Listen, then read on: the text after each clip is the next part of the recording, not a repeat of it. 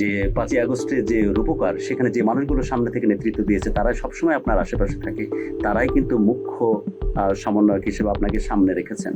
তো সেই মানুষগুলো যখন আমাদের গভর্নমেন্টে ছিলেন, তখনও কিন্তু এমন এমন কন্ট্রোভার্সি আছে যে জিনিসগুলো কোনোভাবে আমাদের কাছে সুখকর কোনো বার্তা দেয়নি। স্টিল উই আর ওয়েটিং যে এই মানুষগুলো আবার ঘুরে দাঁড়াবে, এই মানুষগুলোর হাত ধরে বাংলাদেশ বিনির্মাণ হবে। আমি তো সবার যে কাজের অ্যাক্টিভিটিস আমি এটা ক্রিটিক করি, আমি অনেকেরই ক্রিটিক করেছি, আমি ইউনুস স্যারের ক্রিটিক করেছি। এখন ক্রিটিক করেন? আমি আজকে আমি ইউনুস স্যারের ক্রিটিক করতেছি। উনি লন্ডনে গিয়ে বিএনপির সাথে যে স্টেটমেন্ট দিয়েছে, এটা বাংলাদেশের ইতিহাসে বিএনপি এন্ড স্টেটমেন্ট আর অল, আরো স্পেসিফিক ক্রিটিক করেন। আরও জায়গা থেকে উনি যখন এয়ারপোর্টে নেমেছে, আমি ইউনুস স্যারের কাছে বলেছি যে স্যার, আমাদের প্রশাসন থেকে সর্ব জায়গা হলো আওয়ামী ফেসিস্ট। উনি বলছে যে আমাকে, যে তোমার কাছে লিস্ট আছে। পরবর্তীতে উনি যখন প্রশাসনে আসছে, বারবার ওনাকে নক করা হয়েছে, সঠিক ব্যবস্থা নেওয়া হয়নি। প্রশাসনে আওয়ামী ক্যাডাররা যারা এখনো রয়ে গিয়েছে, উনি তো স্টেপটা নেয়নি। ওনারও অনেক বাইন্ডিংস ছিল,